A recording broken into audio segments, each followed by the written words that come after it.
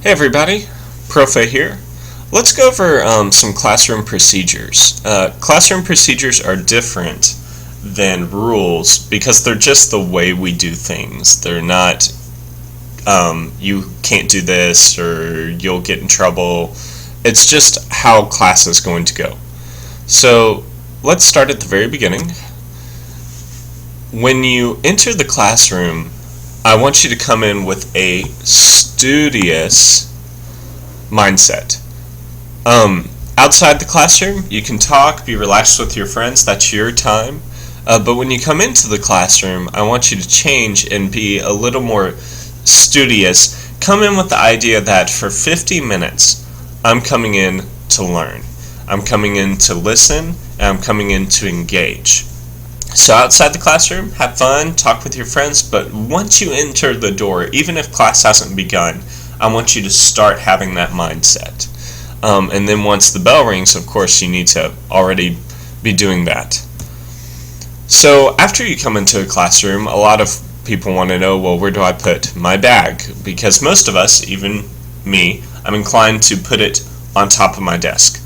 But let's not do that in the class. You can put your bag underneath your chair, or you can put it under the table in front of you. But the reason I don't want you to put it on your desk is your desk will get messy, and apart from that, your desk will kind of clutter your mind. If you have a clean desk, your mind tends to be more clear and more focused. So the next question is, what do I put on my desk? Well, you can put a bottle of water, you can put your notes, a writing utensil, and a textbook or Spanish to English dictionary. And you'll want to have all these things out and ready right when the bell rings, because right when the bell rings, I'm going to start a 5-minute timer, and you will have 5 minutes to write the journal question that'll be on the board or on the projector. So you want to be sure that your pencil's sharpened and that all this stuff is ready on your desk, because once I start that timer, you only have 5 minutes to work. Journals, if you'll read in your course information, are usually a completion grade, and so you'll want that full 5 minutes to be able to complete the task. How do I need to act in class? Well, here's what I want you to do. I want you to be silent but engaged. Silent means that while we're working on activities, you don't need to be talking. And engaged means that you need to be focused on the activity. Now, I know it's hard. I went to school too, and it's hard to stay engaged for a long period of time, especially if you have Spanish towards the end of the day. But you can do it. Class is going to be fun. We're going to do a lot of dynamic activities, and there will be times where as a group we speak as a group. But other than that, you need to be silent. I think you guys can make that distinction. If you do want to speak, you can raise your hand, and I will toss you a ball. It will not be a bowling ball. That could get complicated. But it'll be a tennis ball or something small. I'll toss it to you. When you catch it, you can speak. And when you're done, you throw it back to me, or I'll motion for you to throw it back to me, and you'll give it back to me, and then you can be silent again, but engaged. But the trick here is to raise your hand. If you have anything you want to say, just raise your hand. How does Profe get my attention? Sometimes we are going to be in a discussion where you won't have to raise your hand, and we're talking, and when I want to get your attention, I actually have a whistle. Yes, I have a whistle, and I will blow that whistle. I won't blow it long, I won't blow it loud, but it'll just be your way to know, oh, it's time to focus. So I have a whistle for that. How do I take notes?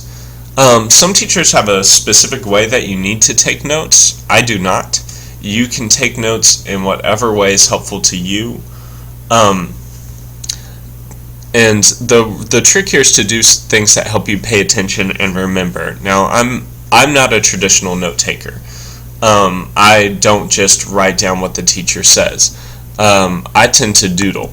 But you can do any of these ideas or something different, write down keywords, draw, doodle, write charts. By charts, I don't mean like, graphs or something like that, but bubble ideas where you write a bubble, put down the idea, and then if another idea connects to it, draw a line, write another bubble.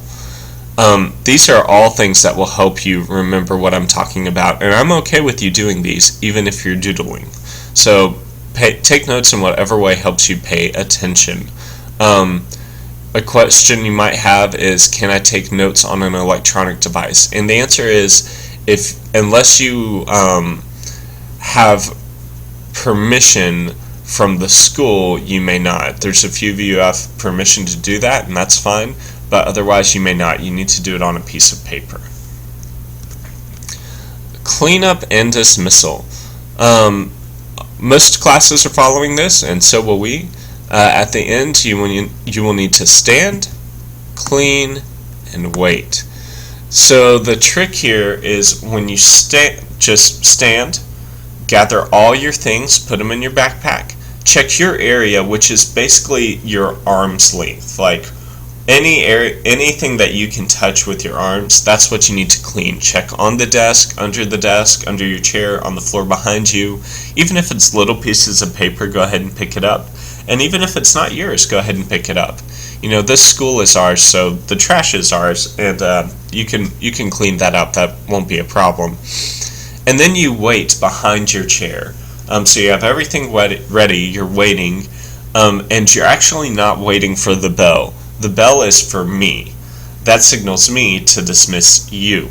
But when the bell rings, you are not dismissed. You're dismissed when I say that you're dismissed. And that's basically it for classroom procedures.